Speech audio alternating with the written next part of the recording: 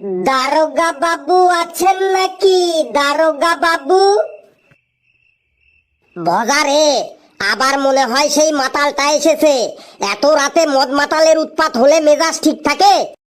কোনো সারা শব্দ পাচ্ছি না কেন? দারোগা বাবু, আপনি কি আছেন নাকি নেই? আসি আসি, আয় ভেতরে চলে আয়। এত রাতে আজ আবার তোর কি হলো? আপনি তো এত চোর ডাকাত বড় বড় মস্তানদের পিটিয়ে পিটিয়ে শায়েস্তা করে দেন, তাহলে ওই রাস্তার ড্রেনগুলোকে একটু শায়েস্তা করতে পারেন না? রাস্তার ড্রেনগুলোকে শায়েস্তা করব কেন? রাস্তার ড্রেনগুলো তোকে আবার কি করলো? রাস্তার ড্রেনগুলো আমাকে কি করলো মানে? ওই রাস্তার ড্রেনগুলোর জন্যই তো আমি কোনোদিনও রাতে বাড়ি ফিরতে পারি না। রাস্তার ড্রেনগুলোর জন্য তুই রাতে বাড়ি ফিরতে পারিস না কেন? রাস্তার ড্রেনগুলো তোকে আবার কি করলো? আর বলবেন না দারোগা বাবু, আমি ডেইলি রাতে যখন বাড়ি ফিরি আর তখনই ওই রাস্তার পাশের ড্রেনগুলো সব রাস্তার মাঝখানে চলে আসে, তাই আমি ডেইলি ডেইলি ওই ড্রেনের মধ্যে পড়ে যাই আর বাড়ি ফিরতে পারি না। শোনো, মাতালের কথাবার্তা শোনো। রাস্তার পাশের ড্রেনগুলো নাকি রাস্তার মাঝখানে চলে আসে। আপনি হাসছেন? আপনি তাড়াতাড়ি আমার সাথে চলুন, ওই ড্রেনগুলোকে একটু ভয় দেখিয়ে আসবেন। ওরা যেন রাস্তা থেকে সরে গিয়ে রাস্তাটাকে ক্লিয়ার করে দেয়। শোন, রাস্তার ড্রেন কখনো রাস্তার মাঝখানে আসে না। তুই তো টাল সামলাতে না পেরে রাস্তার পাশে ড্রেনে গিয়ে পড়ে যাস। চলুন তাহলে, বিশ্বাস না হয় নিজের চোখেই দেখে আসবেন। আগে তুই বলতো, এত রাতে তুই কোথায় যাচ্ছিলি? কোথায় যাচ্ছিলাম? লেকচার শুনতে যাচ্ছিলাম। লেকচার শুনতে মানে ভাষণ শুনতে যাচ্ছিলাম। কিসের লেকচার শুনতে যাচ্ছিলি? মদ খাওয়া যে স্বাস্থ্যের পক্ষে ক্ষতিকর, সেই বিষয়ে লেকচার শুনতে যাচ্ছিলাম। এত রাতে তোকে কে লেকচার শোনাবে? কেন? আমার বউ লেকচার শোনানোর জন্য বাড়িতে বসে আছে। বাড়ি গেলেই আমার সামনে লেকচার শুরু করবে। এই, তুই রোজ কতটা মাল খাস বলতো? আমি 1 বোতল মদ কিনে 3 দিন ধরে খাই দারোগা বাবু, কিন্তু আজ আমি পুরো 1 বোতল মদই খেয়ে ফেলেছি। বলিস কি, পুরো 1 বোতল মদ খেয়ে ফেলেছিস? হ্যাঁ দারোগা বাবু, এতে আমার কোনো দোষ নেই। আমি মন থেকে পুরো 1 বোতল মদ খেতে চাইনি, কিন্তু আজ জোর করে খেতে বাধ্য হলাম। কেন পুরো 1 বোতল মদ খেতে বাধ্য হলি কেন? আসলে স্যার, বোতলের ছিপিটা হারিয়ে গেছিল তো, তাই পুরো বোতলটাই খেতে বাধ্য হলাম। বোতলের ছিপি হারিয়ে গেছে বলে পুরো বোতলটাই খেয়ে ফেলেছিস? কি সাংঘাতিক ব্যাপার রে! শোন, ওসব মদ ফদ খাস না, ছেড়ে দে। খাওয়ার মধ্যে খাই তো একটু মদ, তাও আবার ছেড়ে দিতে বলছেন? হ্যাঁ, এগুলো খাওয়া স্বাস্থ্যের পক্ষে খুবই খারাপ। এর থেকে প্রতিদিন 1 গ্লাস করে দুধ খাবি, কাজে লাগবে, বুঝলি? ওই দুধের কথা আর বলবেন না স্যার। একটা কথা আছে জানেন তো, মদের রক্ত বিড়িতে বল, আর দুধ মাংস সবই জল। কি বললি? মদের রক্ত বিড়িতে বল আর দুধ মাংস সবই জল? এই, কে আছিস? ওকে লকআপে ঢোকাতো। প্লিজ স্যার, লকআপে ঢোকাবেন না স্যার। এই আপনার দিব্যি দিয়ে বলছি, আপনার ওই কম্পিউটারের দিব্যি দিয়ে বলছি, আর জীবনে মাল খাবো না স্যার। কথাটা মনে থাকে জানো? হ্যাঁ, মনে থাকবে স্যার। কি সাংঘাতিক মাতাল রে ভাই! বলে কি না মদের রক্ত বিড়িতে বল, দুধ মাংস সবই জল। না, তোমার কথা আর আমি শুনবো না। যাও, শুনতে হবে না। তুমি যেখানে খুশি সেখানে চলে যাও।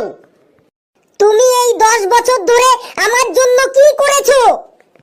কি করেছি মানে? তোমাকে যে আমি 10 বছর ধরে সহ্য করে আছি, এতেই তো আমার কাল ঘাম ছুটে যাচ্ছে। এর থেকে আর বেশি কি করব বলো? এই এই থামুন থামুন, কি হলো কি হলো? স্যার, এই হলো আমার স্বামী। এ বিয়ের আগে আমাকে মিথ্যে কথা বলেছিল। কি মিথ্যে কথা বলেছিল? ও বলেছিল ও নাকি সোনার দোকানের মালিক, ও নাকি সোনার দোকান চালায়।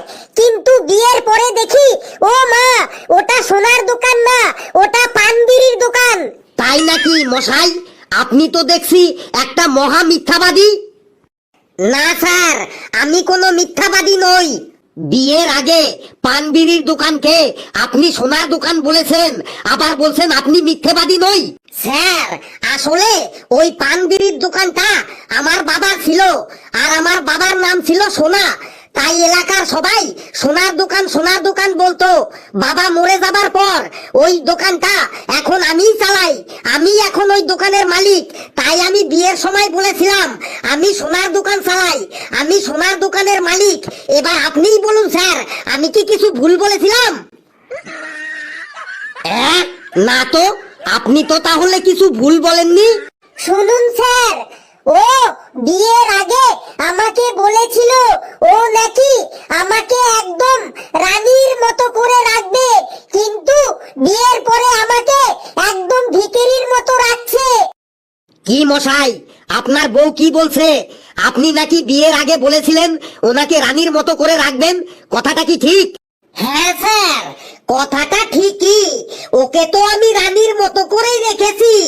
আসলে আমার প্রথম বউয়ের নাম ছিল রানী, তাই বিয়ের আগে ওকে বলেছিলাম আমি তোমাকে রানীর মতো করেই রাখবো।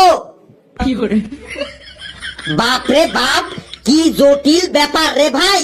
তারপরে স্যার, ও আমাকে বিয়ের আগে সব দামি দামি গিফট দিত, কিন্তু এখন বিয়ের পরে একটাও কিছু গিফট দেয় না।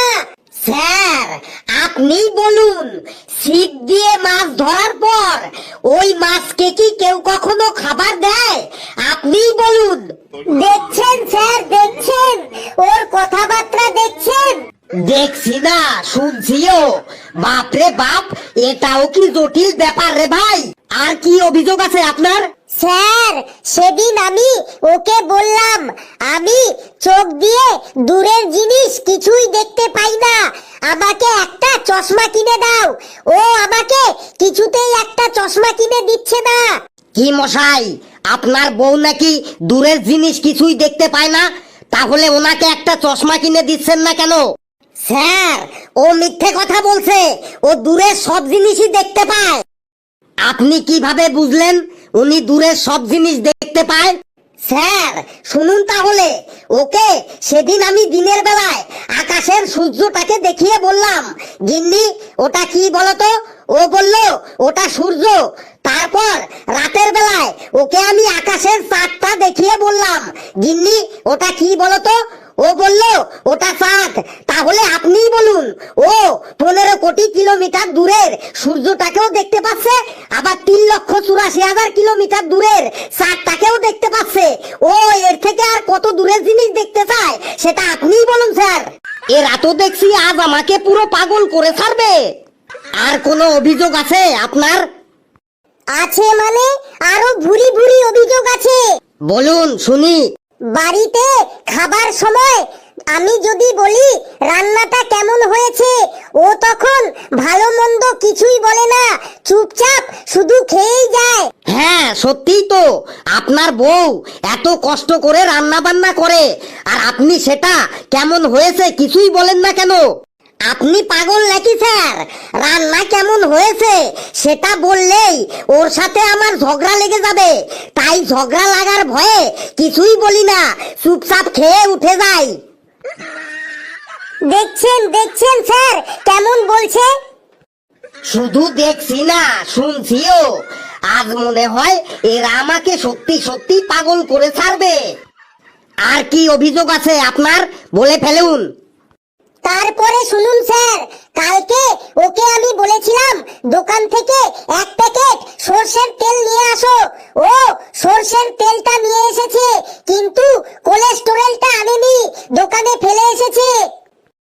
কোলেস্টেরলটা আনেনি তার মানে? সরষের তেলের প্যাকেটের গায়ে লেখা ছিল কোলেস্টেরল ফ্রি। ও কোলেস্টেরলটা দোকানে ফেলে এসেছে। আমি যখনই বললাম যাও কোলেস্টেরলটা নিয়ে আসো, ও তখনই সঙ্গে সঙ্গেই আমার সাথে ঝগড়া শুরু করে দিল। শুনুন শুনুন স্যার, সর্ষের তেলের প্যাকেটের গায়ে কোলেস্টেরল ফ্রি লেখা মানে কি আপনি এবার ওকে সেটা বোঝান। স্যার আবার আমাকে কি বোঝাবে? তুমি কোলেস্টেরলটা আনোনি কেন আমাকে বলো। চুপ চুপ, একদম চুপ, আর একটাও কথা কেউ বলবেন না। আপনারা যদি আর একটা কথা বলেন তাহলে আমি একদম পুরো পাগল হয়ে যাব। যান, দুজনে এবার বাড়ি চলে যান। 20 বছর পরে আবার আসবেন, আপনাদের সব সমস্যা আমি মিটিয়ে দেব। ভজা রে, আমার প্রেসারের ট্যাবলেটটা দে তো। এই সাংঘাতিক স্বামী স্ত্রী মা আইরি, আমি জীবনে দেখিনি। বন্ধুরা, ভিডিওটি কেমন হয়েছে আপনারা কিন্তু কমেন্টসে জানাবেন, আর ভিডিওটি লাইক করবেন, যত পারেন শেয়ার করবেন, আর আমাদের চ্যানেলটাকে সাবস্ক্রাইব করে সঙ্গে থাকবেন। হাসতে থাকুন, সুস্থ থাকুন, যত বেশি হাসবেন তত ভালো থাকবেন। আর সর্ষের তেলের প্যাকেটের গায়ে লেখা কোলেস্টেরল ফ্রি, ব্যাপারটা আপনারা বুঝতে পেরেছেন তো?